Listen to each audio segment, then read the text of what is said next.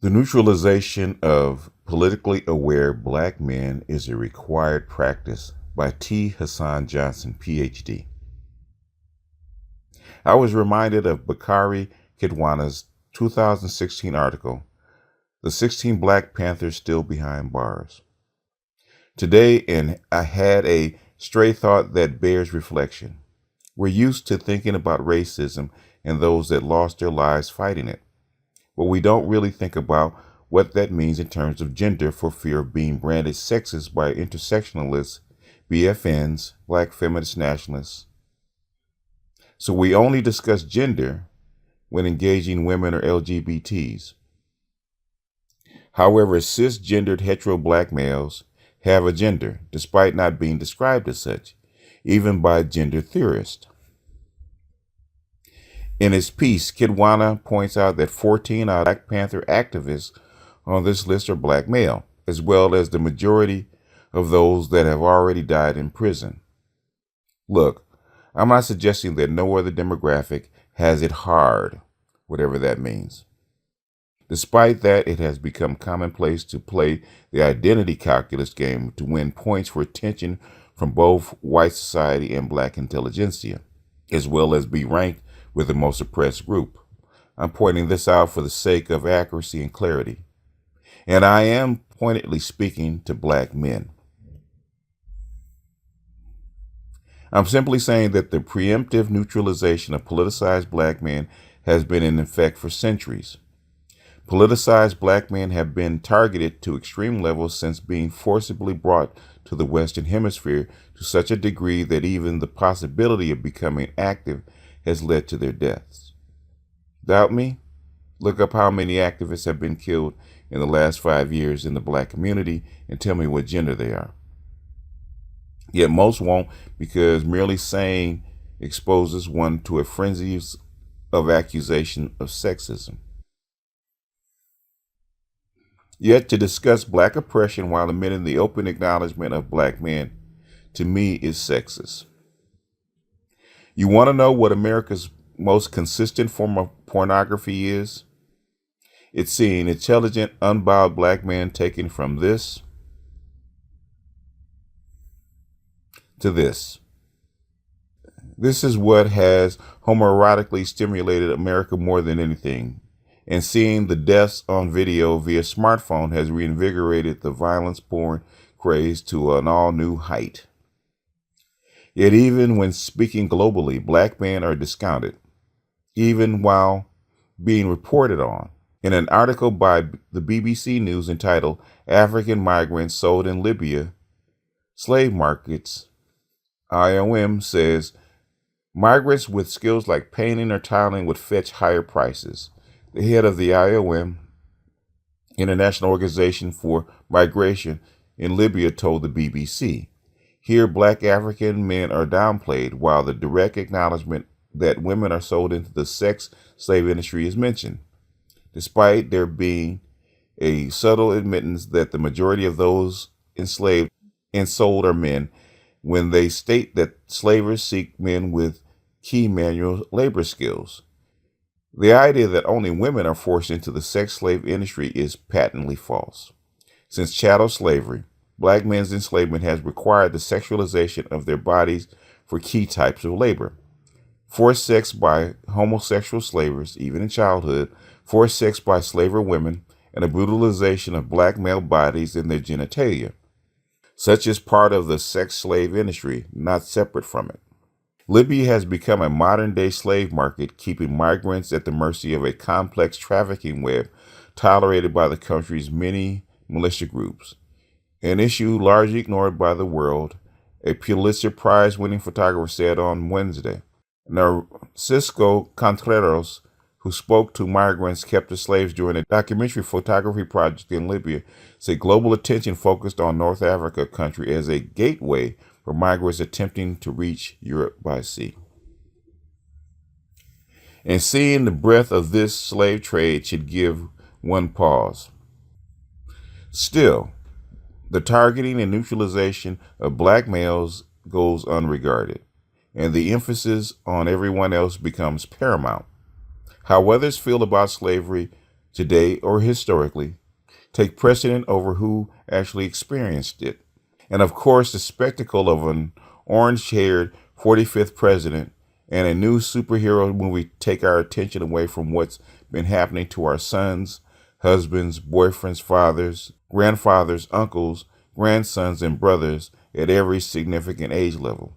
As I've shown in my essay, Straight Black Men Are the Scapegoats of Black People, in utero to senior citizens, black male life is quantifiably lost in greater numbers, and that doesn't even begin to talk about how everything from vaccines to lack of employment and healthcare contribute to the diminishing quality of black male life.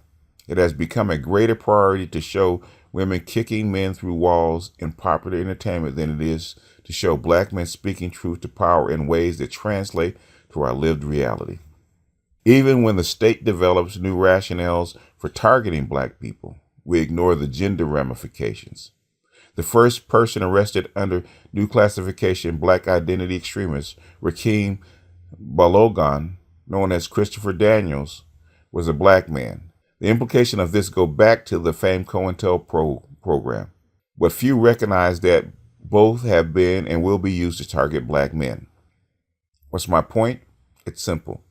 If we're going to parse out the black community and the experiences of each demographic that lends itself to what trends designate as deserving of attention and social empathy this week, then I will continue to point out, regardless of intellectual trends, what is happening to black males because the data bears out that they are indeed suffering to unparalleled degrees, and they often don't even know it. Raised to prioritize everyone else, black men are the ones who routinely overlook statistics and contextualize their unique experiences to tell me why we should focus on others who actively hate them, in fact. And that is from T. Hasan Johnson. Go check out his website. Link will be in the description. It's something that has been talked about for a while, and he focuses on it in particular, especially in a case where the United States is going through some turmoil, financial, politically, and otherwise.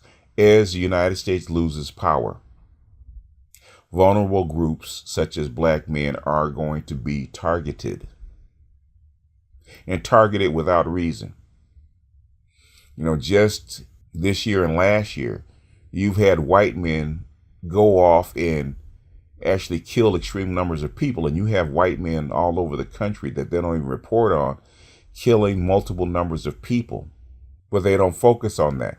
They focus on one guy who never killed anybody, who had a gun club to help black men defend themselves, which is something they do not want.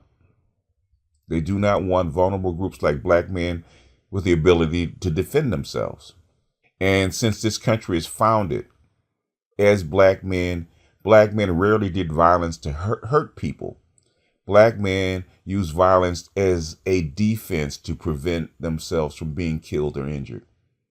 And this country has taken exception to that for the whole 400 years that black men and black bodies have been here. Even our women feel vulnerable when black men take it upon themselves to actually defend themselves. It's never about black men defending their own bodies. It's always about black men defending the family, the children, the women, and sacrificing themselves. Black men have always been seen as a necessary sacrifice. Even to this day, every problem is laid at the lap and at the feet of black men and say, why don't you sacrifice yourself one more time? How come you didn't throw yourself off the slave boats? Because slavery was a choice. You could have committed suicide. You could have hung yourself or thrown yourself to the sharks or whatever. You were supposed to sacrifice yourself so that later generations wouldn't have to go through it. It's never the women sacrificing themselves that they talk about. It's never other groups sacrificing themselves that they talk about. Other groups have been enslaved. Other groups have gone through things, and they never talk about other groups sacrificing themselves. But black men are supposed to be so altruistic and so self-sacrificing that they're willing to lay down their bodies and accept death rather than some other non-positive outcome. And that's always laid at the feet of black men. I know we seem like a very large group, and we're supposed to be this ultra macho Black Panther-esque type group. They're supposed to dominate the world. When you realize there's only 15 million adult black men in the country, and only 10 million adult black men between the ages of 15 and 35 or 15 and 45 that can actually do anything. And this is in a country of 330 million people. And romantically, we're supposed to be able to not only forcibly make one of the greatest military nations on the planet do something or bend to its will, but also keep our women and children comfortable at the same time. Even though, if you look at the statistics, black men are at the bottom of every single one. Education, economics, defensive skills, military arts, all those things that would be necessary for nationhood, black men are at the bottom of. Black males are at the bottom of. Black boys are treated like afterthoughts, but yet when they become adults, they're supposed to be supermen.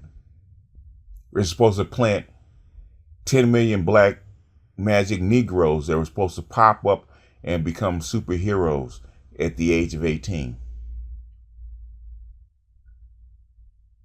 I only got one word for that. Come on, man. Come on, man. Let's be real. There is this myth of black manhood that's going on and been going around for a very long time. And black men and black women, the black community, period, need to be real about it. 10 million black men cannot lift 1.5 billion black people on their backs. They just can't. And they definitely can't do it without help and preparation. And we have done an ill-conceived and ill-executed job of doing that. Well, with that, I'm going to jump off of here. This is my comment on T. Hasan Johnson's article. Like I said, it's a very good website. Support the brother. Even if you don't donate, traffic is always welcome. He's in there doing the Lord's work for black males and black men and our black boys that need a voice, that don't have one. Because it's been said, the one group in the United States that doesn't have a constituency is black males.